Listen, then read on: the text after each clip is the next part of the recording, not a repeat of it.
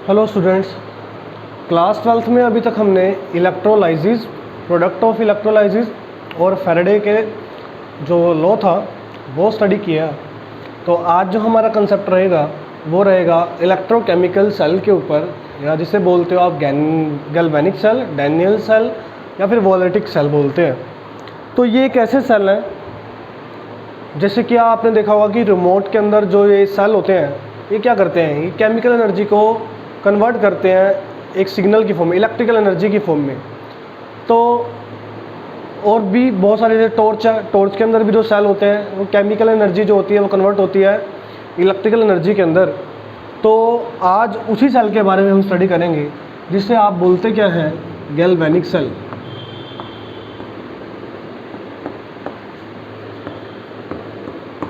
Galvanic cell या फिर electrochemical cell, Daniell cell, voltaic cell, ये सभी इसी के नाम हैं।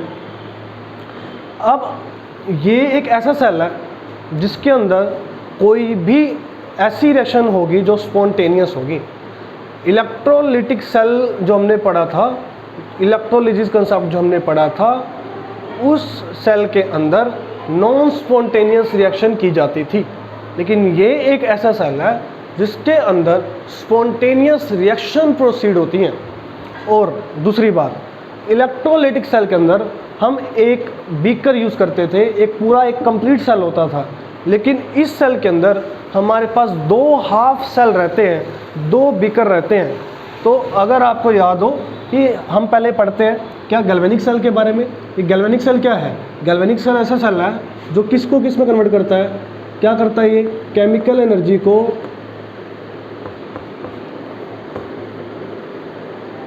gets converted into electrical energy। और ये जो रिएक्शन इस सेल के अंदर जो रिएक्शन होगी वो सारी की सारी कैसी होगी, स्पॉन्टेनियस रिएक्शन होगी।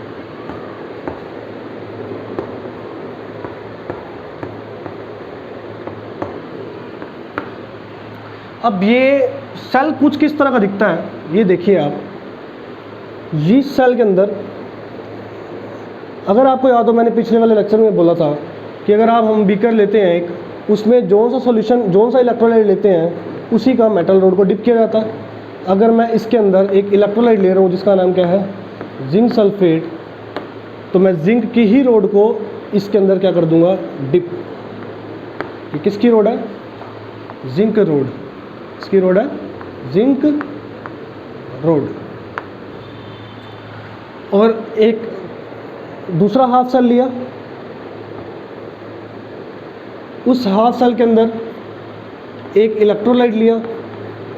और मैंने बताया आपको अभी कि जौन सा इलेक्ट्रोलाइट लेंगे, कॉपर सल्फेट का अगर मैंने इलेक्ट्रोलाइट लिया तो मैं कॉपर की रोड को ही इसके अंदर क्या करता हूँ, डिप करता हूँ। ये कौन सी रोड है? Copper road.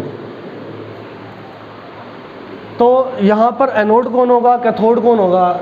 अगर आपको इलेक्ट्रोकेमिकल सीरीज़ याद है, आपको ये उस सीरीज़ के बारे में पता है, तो आप देख लीजिए कि कॉपर सबसे लास्ट में आता है। इसका मतलब कॉपर की रिडक्शन पोटेंशियल ज़्यादा है, और जिसकी रिडक्शन पोटेंशियल ज़्यादा होती है वो क्या बन जाता है, वो बन जाता है कैथोड। ठीक है, तो जिंक रोड जो है वो उसे क्या बोलेंगे हम, उसे बोलेंगे एनोड। यहाँ पर एक बात ध्यान रखना कि एनोड कौन सी रोड है, नेगेटिव। एनोड कौन सी रोड है, नेगेटिव इलेक्ट्रोड।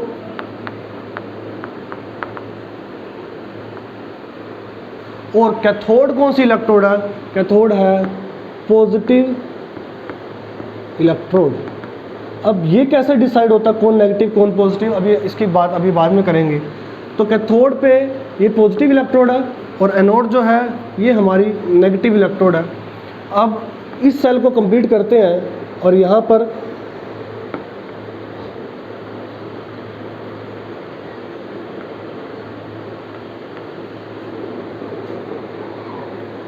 ये हमने बाहर पोटेंशियल मेजर करने के लिए प्रेटस लगाया हुआ है।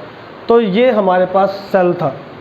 जिसमें आपको पता है कैथोड पर क्या होती है, रिडक्शन, कैथोड पर क्या होती है, रिडक्शन, और एनोड पर बच्चों क्या होती है,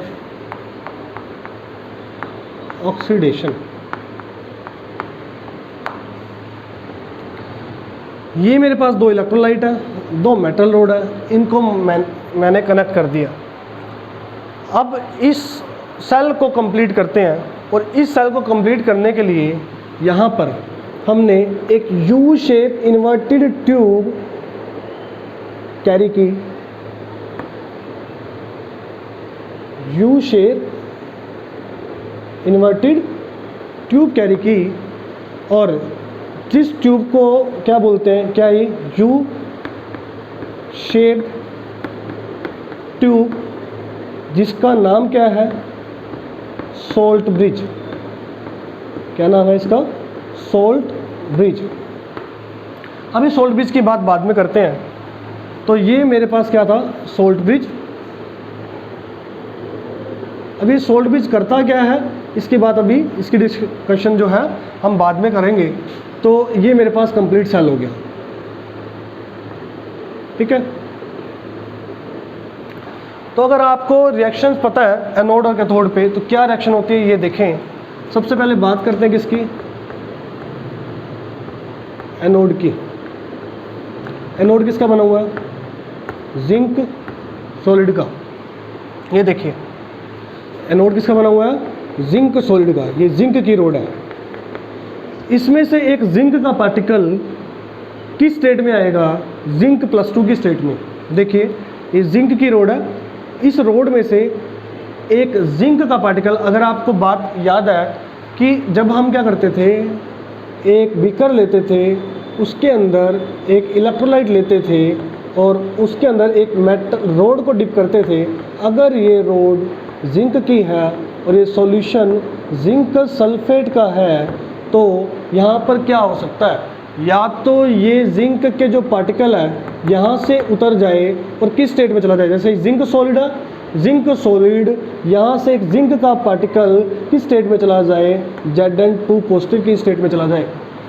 अगर Zn2 पॉजिटिव मतलब पॉजिटिव चार्ज, इस इलेक्ट्रोलाइट में पॉजिटिव चार्ज बढ़ गया और रोड जो मेटल की रोड है इस पर कौन सा चार्ज बढ़ गया, इस पर नेगेटिव चार्ज बढ़ गया, ठीक है। तो एक पोटेंशियल डेवलप हो जाता था, मैंने आपको बताया था। तो इसकी बात अभी करते हैं कि जो जिंक का सॉलिड था, ये देखिए यहाँ से, ये जिंक का एक पार्टिकल जिंक 2+ स्टेट में आया और जिंक 2+ यहाँ पर पॉजिटिव चार्ज की जो कंसंट्रेशन थी वो बढ़ने लग गई इस इलेक्ट्रोलाइट के अंदर।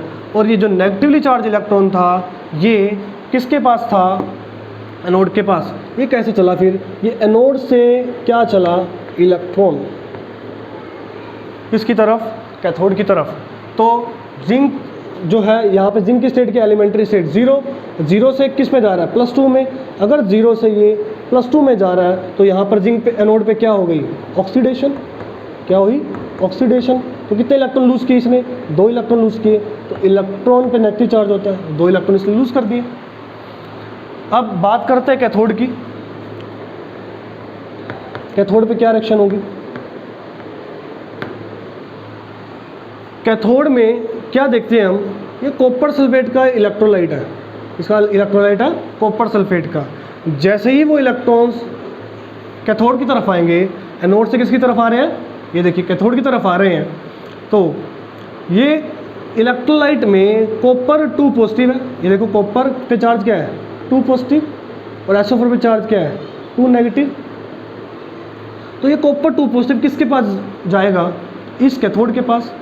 कैथोड के पास जाता है तो ये कॉपर 2 पॉजिटिव सारे के सारे कैथोड के सराउंडिंग्स में है। जैसे ही ये इलेक्ट्रॉन यहाँ से ट्रैवल हुआ, यहाँ पर पहुँचा, तो इसने क्या ले लिया, इन 2 इलेक्ट्रॉन्स को ले लिया।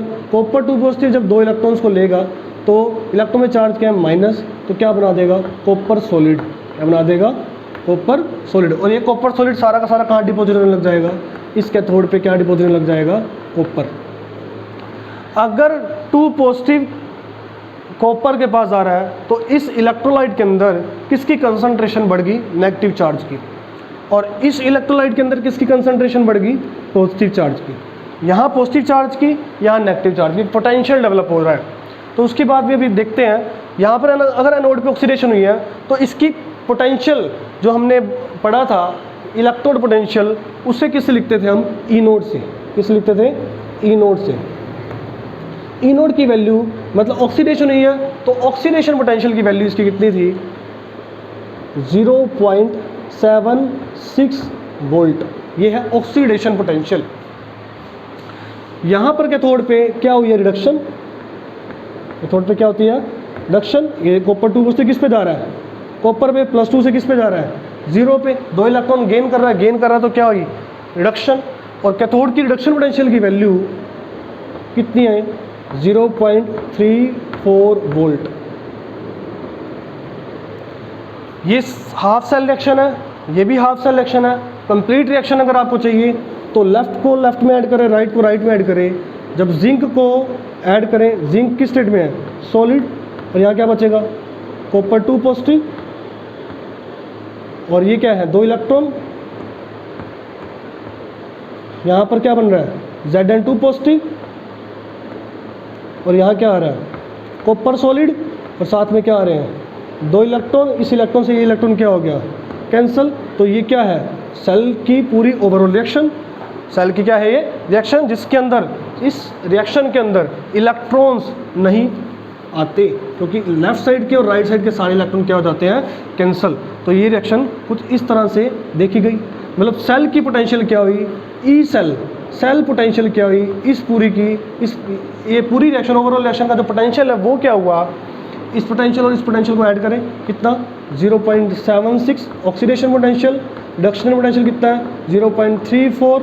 जब इसको ऐड करेंगे क्या आएगा, 1.10 वोल्ट। क्या आएगा, 1.10 वोल्ट। तो हमने सेल पोटेंशियल जब ऐड किया तो हमारे पास 1.10 वोल्ट आया। क्यों, यहाँ पर कोई इलेक्ट्रॉन्स नहीं थे, लेफ्ट साइड भी राइट साइड भी, तो मैंने जो सेल पोटेंशियल था दोनों को ऐड कर दिया। ठीक है, तो ये हमारे पास रिएक्शन है। कैथोड एनोड पे ओवरऑल रिएक्शन ये, सेल का पोटेंशियल था 1.10 वोल्ट। अब हम पढ़ते हैं किसके बारे में, इस सोल्ट ब्रिज के बारे में। ध्यान से सुनिएगा, इस सोल्ट ब्रिज क्या होता है। इस सोल्ट ब्रिज क्या होता है, यू शेप ट्यूब होती है। इसके अंदर हम क्या कैरी करते हैं, इनर्ट इलेक्ट्रोलाइट। ऐसा इलेक्ट्रोलाइट, इनर्ट इलेक्ट्रोलाइट। ये इलेक्ट्रोलाइट लिक्विड स्टेट में नहीं होते, ये जेली स्टेट में होते हैं। इन इनर्ट इलेक्ट्रोलाइट को मिक्स किया जाता है अगर सॉल्यूशन के साथ, अगर सॉल्यूशन के साथ। ये अगर सॉल्यूशन कहाँ से आता है, ये एल्गे होती है, एल्गे से अगर सॉल्यूशन निकाला जाता है, जेली लाइक सब्सटेंस।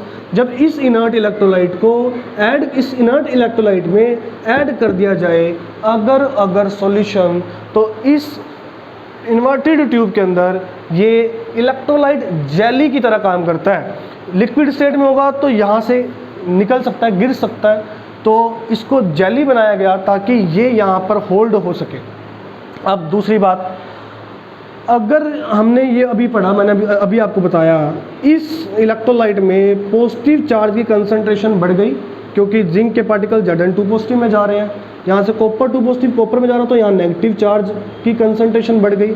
एक पोटेंशियल डेवलप हो गया। उस पोटेंशियल के डेवलप होने से इस सेल के पोटेंशियल में कहीं ना कहीं डिफरेंस आएगा, कम आएगा ये सेल पोटेंशियल। क्यों, क्योंकि यहाँ पर एक अलग तरह का ही पोटेंशियल डेवलप हो रहा है।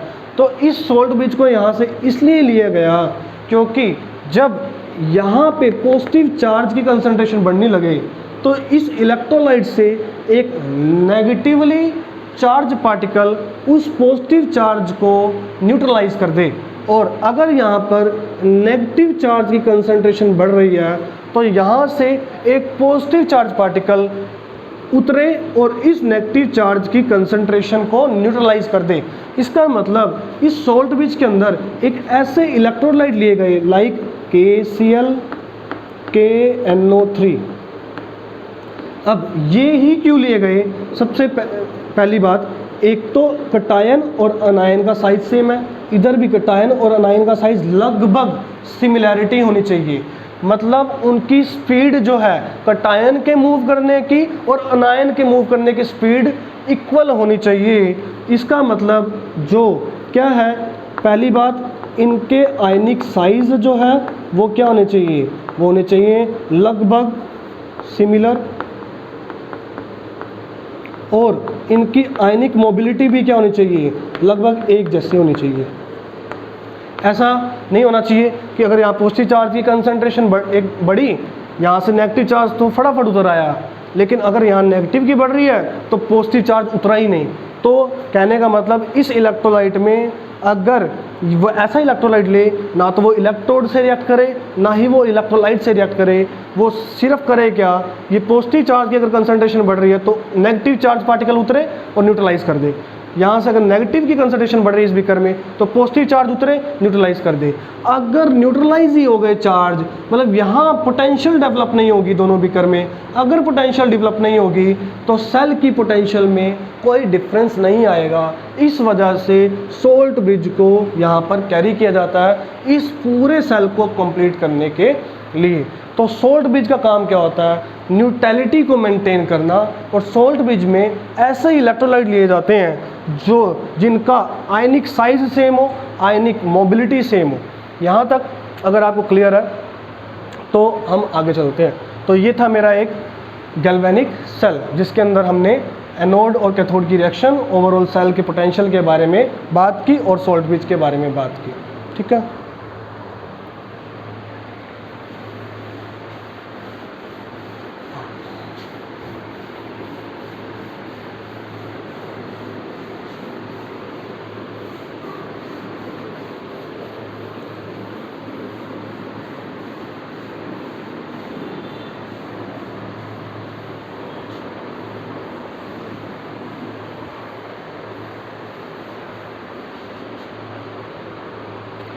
अब बात करते हैं हम नेक्स्ट टॉपिक के बारे में।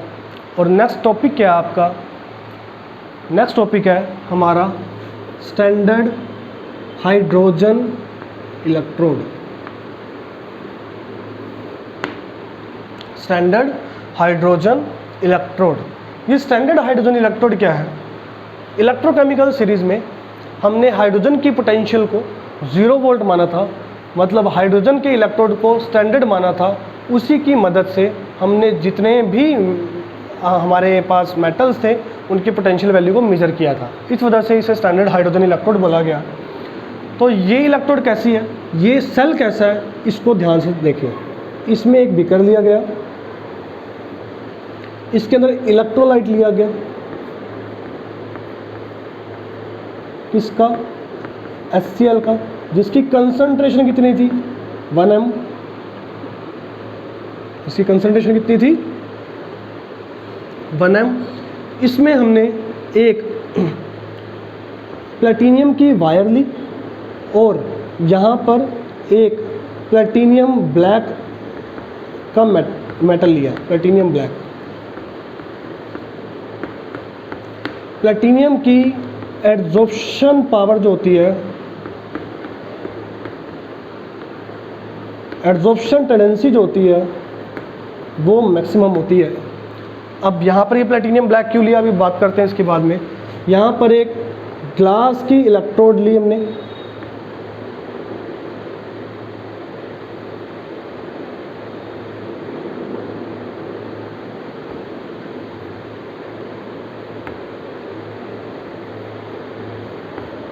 ग्लास की इलेक्ट्रोड ली, जिसके अंदर क्या पास कर रहे हैं हम यहाँ से, हाइड्रोजन गैस स्टैंडर्ड कंडीशन में, और प्रेशर कितना है 1 बार।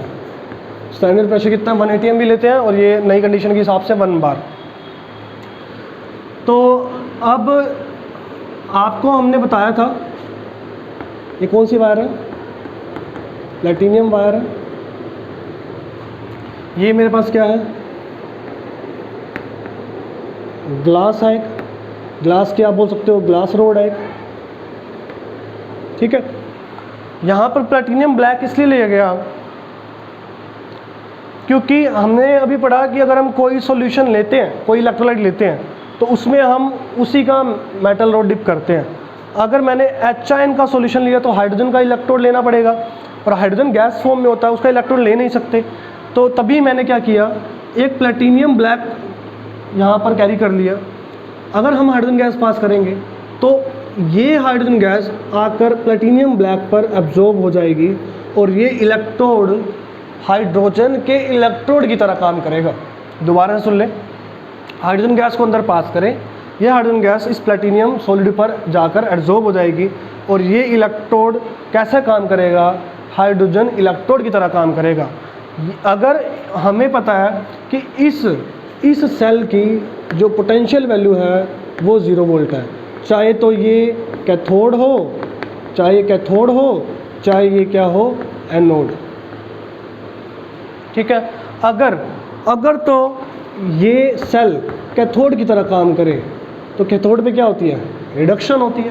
कैथोड पे क्या होती है, रिडक्शन होती है। तो कैथोड में H पॉजिटिव क्या करेगा, 2H पॉजिटिव क्या करेंगे, 2 इलेक्ट्रॉन ले लेंगे और कौन सी गैस डिपॉजिट कर देंगे, हाइड्रोजन गैस। ठीक है। अगर रिडक्शन की तरह काम करे तो हाइड्रोजन गैस आयनाइज हो जाएगी, आयनाइज हो गई तो क्या देगी, 2H पॉजिटिव, और कितने इलेक्ट्रॉन बाहर जाएंगे, 2 इलेक्ट्रॉन। ये बात ध्यान में रखना। अगर रिडक्शन होगी तो ये होगी, सॉरी, कैथोड पे रिडक्शन में इलेक्ट्रॉन गेन किए, और ये रिएक्शन किस पे होगी, एनोड पे। मतलब ये क्या हुई, ऑक्सीडेशन। ठीक है। ऑक्सीडेशन में हाइड्रोजन आयनाइज हो गया, और रिडक्शन में ये जो इलेक्ट्रॉन्स को गेन करके हाइड्रोजन गैस बन गया। तो ये एनोड भी बन जाता है, कैथोड भी बन जाता है। कैसे, इलेक्ट्रोकेमिकल सीरीज को देखिए। कब, अगर मैं कंपैरिजन करूं, मेरे पास एक बीकर है, उस बीकर में सॉल्यूशन है, किसका सॉल्यूशन है, जिंक सल्फेट का, और रोड किसकी डिप कर रखी है मैंने, जिंक की। तो देखिए आप, उस इलेक्ट्रोकेमिकल सीरीज में हाइड्रोजन राइट में आता है और जिंक पहले आता है। तो हाइड्रोजन बाद में आता है तो उसकी रिडक्शन पोटेंशियल ज़्यादा है। अगर रिडक्शन पोटेंशियल ज़्यादा है तो ये कैथोड बन गया, और ये क्या बन गया, एनोड। यहाँ पर दोबारा से देखें, दूसरा एग्जांपल देखें। अगर मैं इसमें इलेक्ट्रोलाइट ले लूँ, कॉपर सल्फेट, और किसकी रोड डिप कर दूँ, कॉपर की रोड। अगर ऐसा किया तो क्या होगा, मुझे पता है कॉपर की रिडक्शन पोटेंशियल ज़्यादा है और हाइड्रोजन की रिडक्शन पोटेंशियल कम है। तो जिसकी रिडक्शन पोटेंशियल ज़्यादा है वो क्या बन गया, वो बन गया अब कैथोड, और हाइड्रोजन क्या बन गया, अब एनोड। जिंक के केस में जिंक एनोड बन रहा था, जिंक के केस में जिंक क्या बन रहा था, ये क्या बन रहा था, एनोड। और जो स्टैंडर्ड हाइड्रोजन इलेक्ट्रोड था वो क्या बन रहा था, वो बन रहा था कैथोड। ये कैथोड की तरह काम कर रहा था। लेकिन इसके केस में क्या कि ये जो है ये किसकी तरह काम कर रहा है, ये सेल में अगर रिडक्शन पोटेंशियल ज़्यादा है तो ये सेल किसकी तरह काम कर रहा है, कैथोड की तरह। और स्टैंडर्ड हाइड्रोजन इलेक्ट्रोड किसकी तरह काम करेगा, एनोड की तरह। अब जब ये कैथोड बन जाता है तो इसको कैसे रिप्रेजेंट किया जाता है, ध्यान से देखिए। जब ये कैथोड रिडक्शन होती है, ये देख लीजिए, ये रिएक्शन है, तो कैसे रिप्रेजेंट किया जाएगा, एच आयन की कंसंट्रेशन कितनी है, 1m। किस में जाएगा, हाइड्रोजन गैस में। और हाइड्रोजन गैस किसके ऊपर एब्जॉर्ब हो रही है, प्लैटिनियम की सरफेस के ऊपर। कब, जब भी कैथोड बनेगा तो इस तरह से इसको रिप्रेजेंट करेंगे। लेकिन जब ये एनोड बन गया तो फिर इसको कैसे रिप्रेजेंट करेंगे, देखिए। हाइड्रोजन सबसे पहले प्लैटिनियम सॉलिड है, और प्लैटिनियम सॉलिड के ऊपर कौन सी गैस एब्जॉर्ब है, हाइड्रोजन गैस एब्जॉर्ब है। और ये किस में आयनाइज हो रही है, H पॉजिटिव में। कंसंट्रेशन कितनी है, 1 है। मतलब इसी का उल्टा ये। तो रिएक्शन को देख के आप कैथोड को रिप्रेजेंट कर दें और एनोड को रिप्रेजेंट कर दें। इस तरह से हाइड्रोजन, स्टैंडर्ड हाइड्रोजन इलेक्ट्रोड, मुझे पता है ये इसकी पोटेंशियल 0 वोल्ट है। अगर मुझे जिंक का करंट निकालना है कि सारा करंट मुझे जिंक का चाहिए, तो मैं इस सेल को कैसे बनाऊंगा, लेफ्ट बीकर मेरा ये होगा, ये एनोड की तरह काम करेगा, और राइट में मैं रखूँगा स्टैंडर्ड हाइड्रोजन इलेक्ट्रोड, तो सारा का सारा जो करंट मेजर होगा, और यू शेप ट्यूब लगाऊंगा, सॉल्ट ब्रिज लगाएंगे हम, तो सारा का सारा करंट किसका आएगा, जिंक का आएगा। सारी की सारी पोटेंशियल मेजर किसकी होगी, जिंक की। और जिंक अगर एनोड है तो जिंक की ऑक्सीडेशन पोटेंशियल अभी हमने पढ़ी थी कितनी आई, 0.34 0.76 वोल्ट। और अगर मैं कॉपर इस हाफ बीकर के साथ इस हाफ बीकर को कनेक्ट करता हूँ, तो ये एनोड है, वो कैथोड है, इसकी पोटेंशियल 0 है। सारा का सारा करंट किसका आएगा, कॉपर का। सारी की पोटेंशियल वैल्यू किसकी आएगी, कॉपर की। और कॉपर की रिडक्शन पोटेंशियल है 0.34 वोल्ट। और ये किसने निकाल के दी, स्टैंडर्ड हाइड्रोजन इलेक्ट्रोड ने। जितनी भी पोटेंशियल वैल्यू है हम मेजर करते हैं किसकी हेल्प से, स्टैंडर्ड हाइड्रोजन इलेक्ट्रोड की हेल्प से। इसके बाद नेक्स्ट लेक्चर में हम इससे रिलेटेड कुछ और टर्म्स पढ़ेंगे, सेल पोटेंशियल को और अच्छे डीपली तरीके से पढ़ेंगे, गिब्स फ्री एनर्जी, नॉन्स इक्वेशन के बारे में स्टडी करेंगे। आज के लिए हम इसको इतना ही कवर करते हैं।